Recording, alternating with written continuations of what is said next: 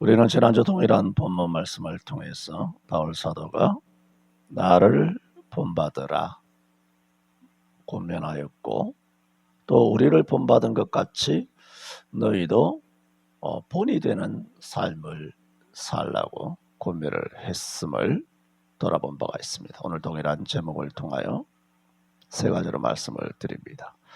이렇게 바울을 본받는다는 것은 예수님만을 본받는 것이고, 이렇게 예수님을 본받은 바울을 본받은 사람의 삶이란 자기도 본이 되는 사람이 되어야 한다. 그러므로 오늘 첫 번째 드리고자 하는 말씀은, 그런 우리가 그리스도 십자가의 원수로 행한다면, 이 말이 안 되지 않습니까? 그래서 바울 사도는 이렇게 안타깝게 말합니다.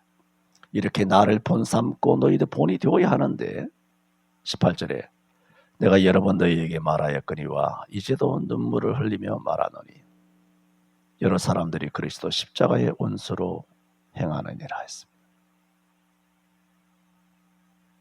바울을 본 삼지는 못하더라도, 자기가 본이 되지는 못하더라도 그리스도 예수의 십자가의 원수, 이거는 나가도 너무 나간 거 아닙니까? 우리는 살다 보면 자연인으로서 혹은 직분자로서, 믿는 자로서도 얼마든지 죄를 지을 수, 그것이 합리화돼서는 안 되겠지만 얼마든지 죄를 짓게 됩니다. 그러나 그것과 그리스도 십자가의 원수가 되는 것과는 다른 겁니다. 베드로를 비롯한 11 사도가 범죄하지 않았습니까? 아브라함, 이삭, 야곱, 요셉이, 모세와 여호수아와 다윗이, 구약의 수많은 선지자들이, 신약의 수많은 제자들과 성도들이 범죄하지 않았습니까? 그거랑 고라나 발람이나 가인이나 가룟유다처럼 그리스도의 원수가 되는 것과는 완전히 상황이 다른 것입니다.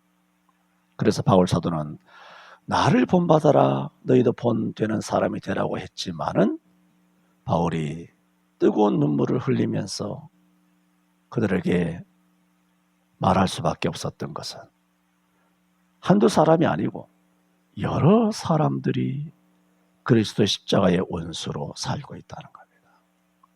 이런 분들이 지금 이 땅에 많이 있습니다. 이단으로 가신 분들도 많이 있고, 또 교회를 떠나서 다른 종교로 넘어가신 분들도 있고 하죠. 이렇게 당시, 지금 이게 빌립보서잖아요. 그러니까 바울 사도가 여러 사람들이 그리스도 십자가의 원수로 행하느니라, 이 말씀은 빌립보 교회 안에 이런 사람들이 있다는 것입니다. 그래서 당시 빌립보 교회는 믿음으로 구원받은 그리스도인임에도 불구하고 그리스도 십자가의 원수로 행하는 사람이 있는데, 그들이 뭐냐 하면, 우리는 은혜로 믿음으로 구원을 받았으니 도덕적 의무는 없다. 유욕에 잠기며 무욕에 빠져서 방종해도 괜찮다. 그것이 어떤 행동이냐? 그리스도의 십자가의 원수되는 행동이라는 겁니다. 그래서 빌립보 교회에는 복음 진리에 대해 가르침을 반대하는 사람들이 있었다. 빌립보 강론을 시작하면서 이제 3장 다 마치고 4장 2절을 그 전에 인용한 적이 있습니다. 내가 요디아를 권하고 순두개를 권하노니 주 안에서 같은 마음을 품으라. 나를 본받고 너희도 본이 되라고 했지만, 요디아와 순두개 같은 유력한 이 여자들이 교회 안에서 은혜로 구원을 받았으니 유욕과 무력에 사로잡혀서 마음대로 방종해도 괜찮다라고 하는 그리스도 십자가의 원수로 살아가고 있었다는 말입니다. 이 대표적으로 요디아와 순두개 두 사람만 이름이 정확하게 기록되어 있지만은, 오늘 본문에는 여러 사람들이, 두 사람이 아니고 여러 사람들이라고 하는 보아서 요디아와 순두개 이외에도 또 여럿이 있었나 보다, 우리가 짐작하게 됩니다. 그들은 그리스도의 자유를 육체의 기회로 삼았습니다. 자기의 몸으로 하나님께 영광을 돌리지 아니하고 탐식과 방종에 몸을 내맡겼습니다.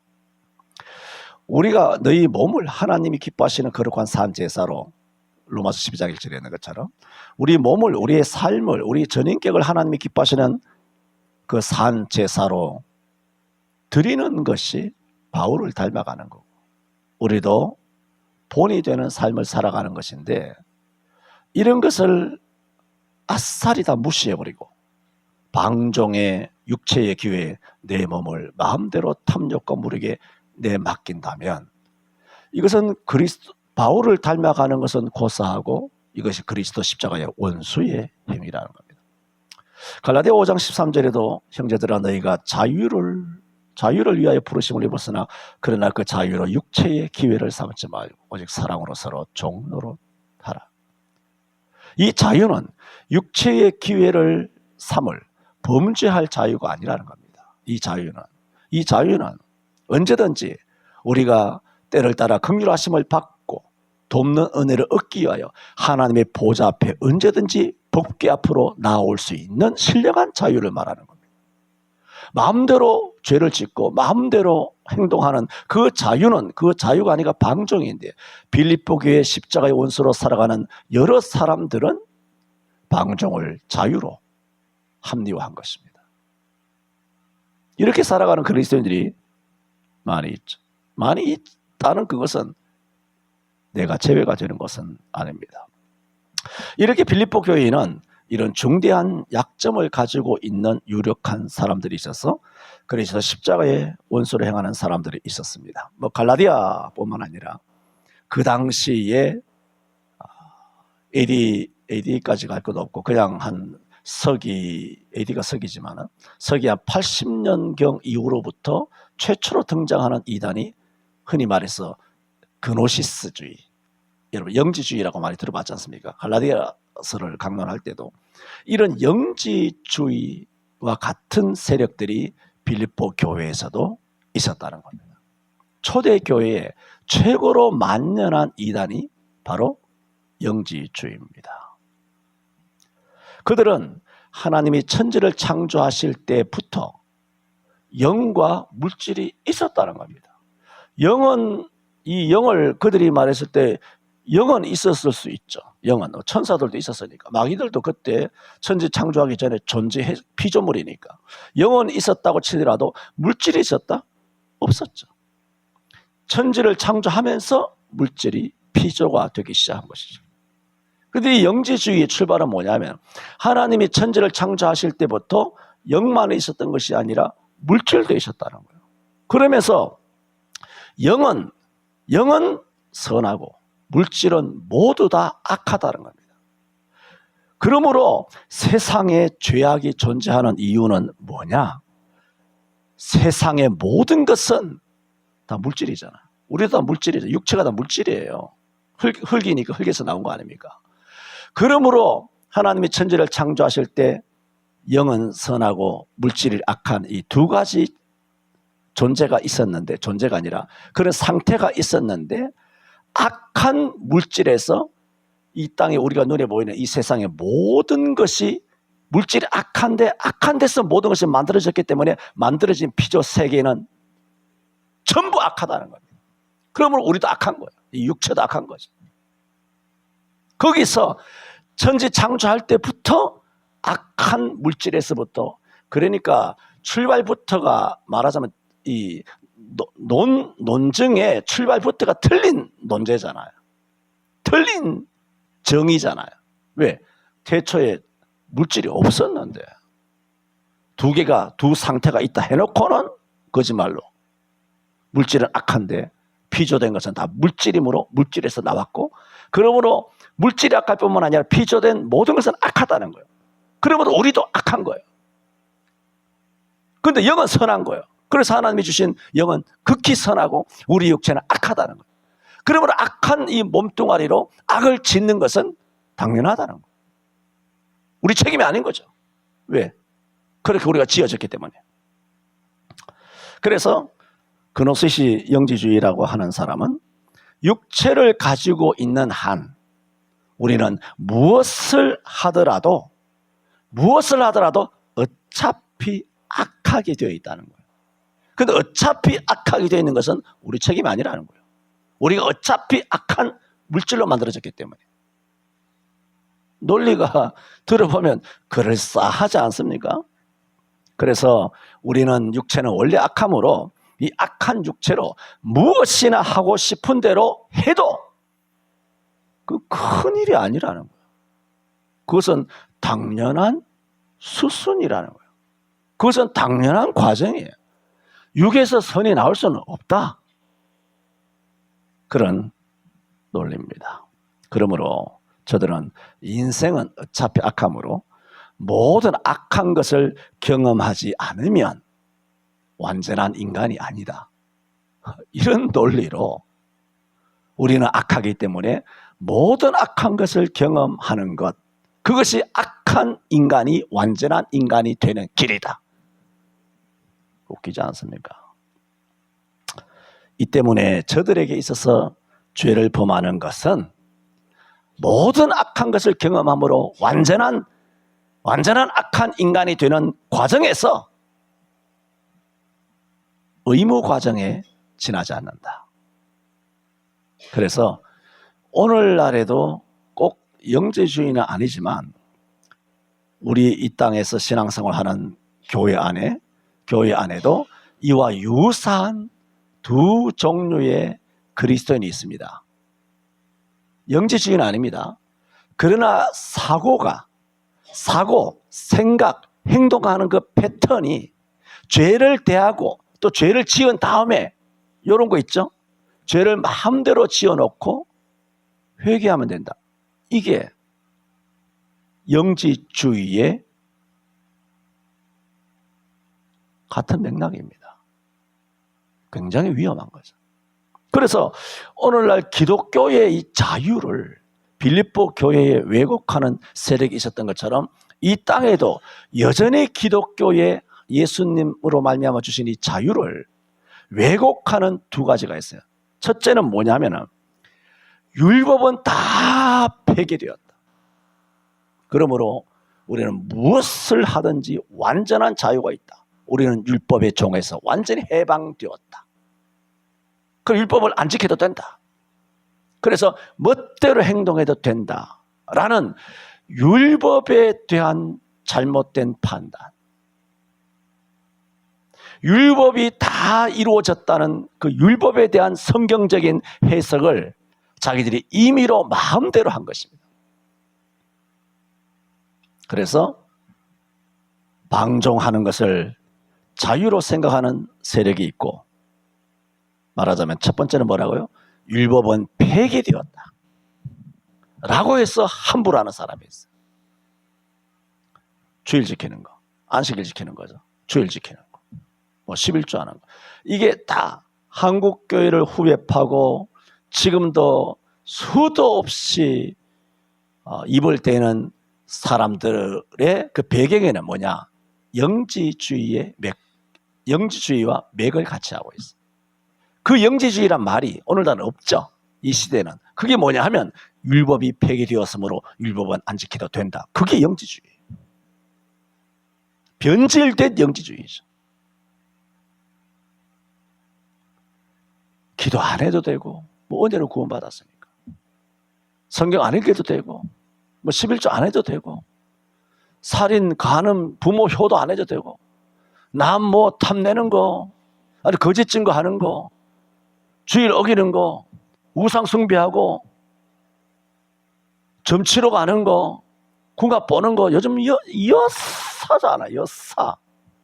아무런 마음에 거리낌도 없고 우리 영이 화인 맞은 양심같이 되어서 우리의 영역이 다 문둥병같이 된 거죠. 율법은 아무 관계가 없다는 겁니다. 자주 언급한 것처럼 마태복음 5장 18절인가요? 내가 율법을 폐하러 온 것이 아니요 완전케 하려 함이라. 그러므로 누구든지 이 계명 중에, 계명은 율법이잖아요. 율법 중에 지극히 작은 것 하나라도 버리고 또 그같이 말하고 주장하고 그렇게 가르치는 사람은 천국에서 지극히 작다 일컬음을 받을 것이다. 나는 이 본문 해석이 천국에는 들어가는데 천국에서 가장 낮은 자리에 앉는다는 뜻인지, 아니면 어법상 천국에서 지극히 작은 자라고 하지만 이것이 지옥 갈 여지도 있다는 의미가 아닌가라고까지 생각이 들어요. 그러나 누구든지 내 말을 듣고 행하는 자는 천국에서 크다 일컬음을 받으리라. 주님은 율법을 폐하러 오신 것이 아니라고 주님께서 친히 산상보온 첫 번째 5장에서부터 주 예수님이 직접 하신 말씀이에요. 율법은 폐해진 게 아닙니다. 율법은 없어진 게 아니라 율법은 완성된 거예요. 율법은 완성된 것이지 폐해진 거 아니에요. 율법은 그대로 다 살아있어요. 그런데 율법이 완성되었기 때문에 폐해졌다, 율법은 아무 관계없다, 멋대로 살아가는 사람들, 그것은 방종입니다. 그래서 율법에 대하여 왜곡하는 그리스도인이 있다는 겁니다. 2000년 전 영지주의라면 오늘날은 이런 사람들이 많아서. 두 번째로 은혜를 왜곡하는 사람이 있어요. 은혜의 원리를 왜곡하는 것이 있어요. 로마서 8장 24절 한 번씩 인용드리는 것처럼 예수 그리스도의 죽음으로 말미암아 하나님의 은혜로 우리가 값없이 의롭다 하심을 받은 거예요. 또 에베소 2장 8절, 로마서 3장 24절과 연관해서 여러 번, 금년에도 서너 대여섯 번은 아마 언급했던 것 같아요. 횟수는 내가 모르겠지만.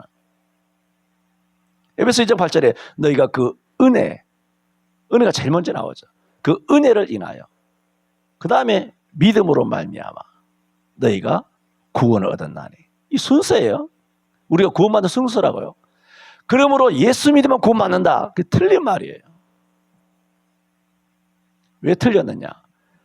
믿음으로만 구원받는다라고만 알면 그렇다고 구원 못 받는 건 아니에요. 그러나 제가 말씀드리는 것은 은혜의 원리를 왜곡하면서 믿음으로만 구원받았어 하고 멋대로 범죄하는 것은, 이것은 범죄예요. 그 구원이 어디서 나왔는데? 믿음에서 나왔는데. 그 믿음, 우리에게 주신 선물과 같은 이 믿음이 어디서 나왔습니까? 하나님의 은혜라 그랬어요. 내 믿음이 아니고 하나님의 은혜, 우리를 불쌍히 여기는 데서 믿음이 나고 믿음으로 구원받는데, 로마서 3장 24절에는 예수 그리스도의 고난 죽으심으로 말미암아, 그 다음에 은혜가 나오는 거예요. 은혜, 하나님의 은혜로 우리가 값없이 의롭다 하심을 받아 믿음으로 구원을 받았다는 얘기죠. 그러면 하나님의 은혜가 어디서 나오느냐? 예수 그리스도의 구속이에요. 예수님께 십자가에서 피 흘려 죽어주신, 하나님의 독생자가 죽어주신 데서 하나님의 은혜가 출발하는 거예요. 그 다음에 믿음이 오는 거예요. 선물처럼 택한 자에게 믿음을 주시는 것이죠. 그런데 이런 어마어마한 하나님께서 당신의 독생자를 죽이심으로써 은혜가 발생하잖아요. 이런 엄청난 은혜의 원리는 다 무시해버리고 나는 은혜로 구원받았으니 내 멋대로 해도 된다. 이거는 하나님 앞에 사기를 치는 거예요. 이 성경 전체를 파괴하는 거예요. 그러므로 믿음으로 구원받았습니다 하는 이 말이 맞을 수도 있고 구원받을 수도 있어요.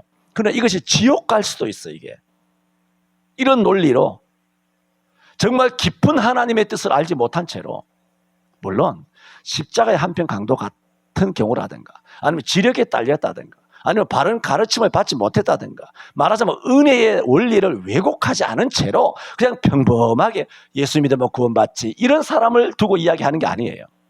이런 사람을 두고 이야기하는 것이 아니라 좀 성경을 안다, 배운다, 나름대로 깊이 상고한다, 뭔가 그렇게 열심을 가진다고 하는 사람들 중에, 좀 배웠다고 하는 사람들 중에, 심지어 목사나 신학자나 유명한 사람들 중에도 이런 은혜의 원리를 왜곡해서 동성애를 지지하고 차별금지법을 오히려 지지하는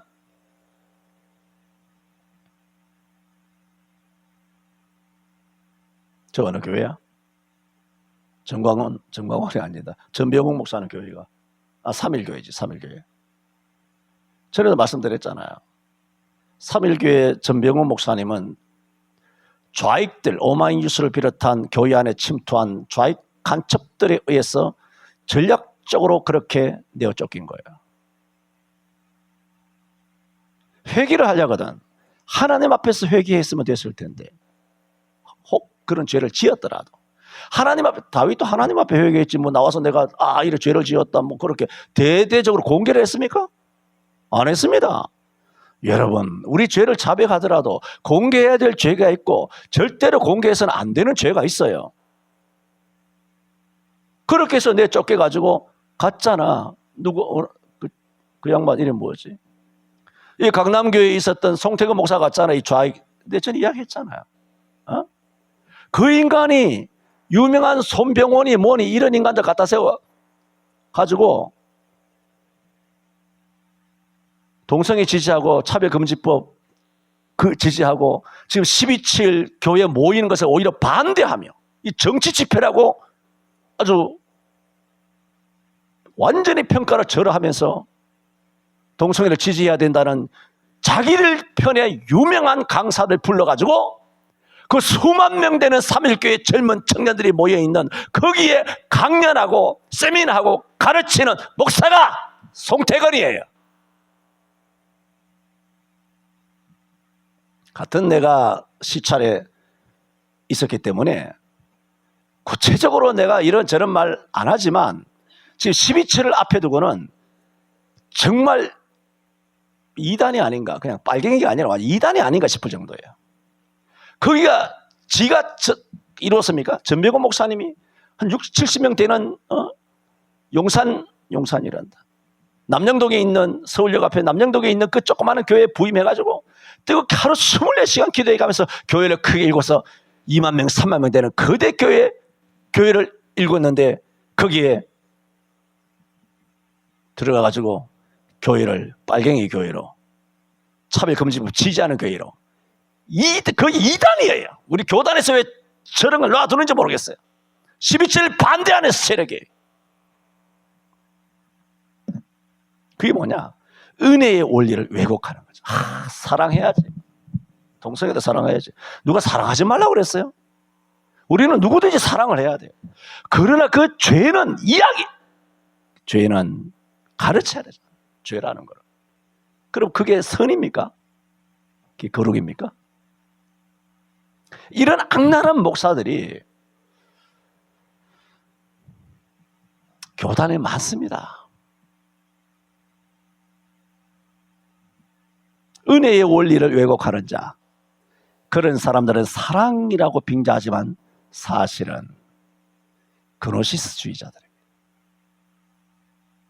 변질된 영지주의란 말입니다. 그래서 그들은 은혜는 무슨 죄든지 다 덮는다. 동성애를 반대하는 사람은 은혜를 모르는 사람. 동성애를 반대하는 사람, 반대는 하지. 차별금지법 반대하는 것은 사랑이 없는 것이야. 반성경적이야 하며 거꾸로 적반하장이죠. 후한무치한 것입니다. 이런 것이 우리 교단 안에도 뻔한 유명한 목사들이 기독 TV에 톡하면 나오는 사람들이 그런 행동들을 자행하고 있는 것입니다. 사방이 지뢰밭입니다. 저는 오늘 나를 본받으라 두 번째 주의를 통해서 본받는 것은 고사하고 빌립보 교회 안에 그리스도 십자가의 원수로 행동하는 사람들이 있다. 그들은 왜 원수로 행동하고 있는가? 대표적으로 영지주의가 있다. 오늘 대한민국에는 이 영지주의에 변질된 그런 흐름인 하나님의 율법이 폐지되었다고 마음대로 행동해도 된다는 방종을 자유라고 부르짖는 사람들이 있고, 또 하나님의 은혜의 원리를 왜곡하며 거짓으로 젊은 청년들에게 가르치는 그런 목회자들도 있다 말씀을 드렸습니다. 19절에는 그리스도 십자가의 원수로 행동하는 사람의 결국을 이렇게 말합니다. 저희의 마침은 멸망이요 저희의 신은 배요 그 영광은 저희의 부끄러움에 있고 땅의 일을 생각하는 자라. 하나님을 생각하지 않아요. 이웃만 생각한다고. 하나님을 생각하지 않고 동성애 자만 생각한다고. 하나님만 생각하지 않고 난민만 생각한다고. 하나님은 생각하지 아니하고 이슬람만 생각한다고. 하나님 생각하는 시각에서 동성애를 봐야 되잖아. 하나님 생각하는 그 생각에서 난민을 대해야 되잖아요.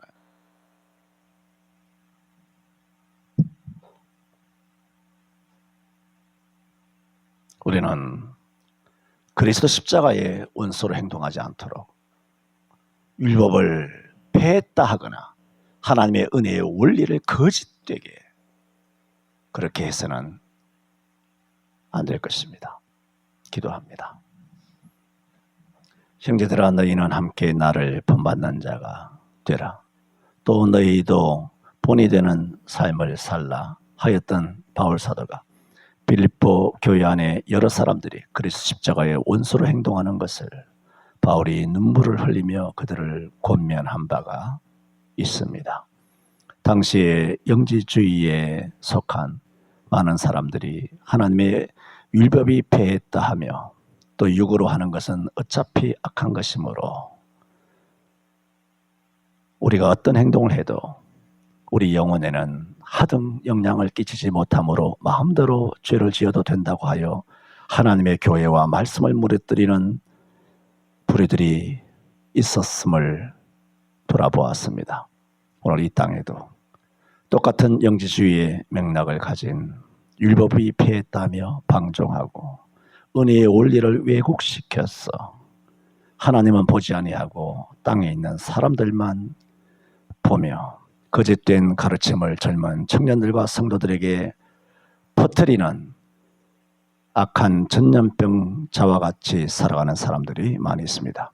주님, 우리 한국교회를 구원하여 주옵소서. 예수님 이름으로 기도하옵나이다. 아멘.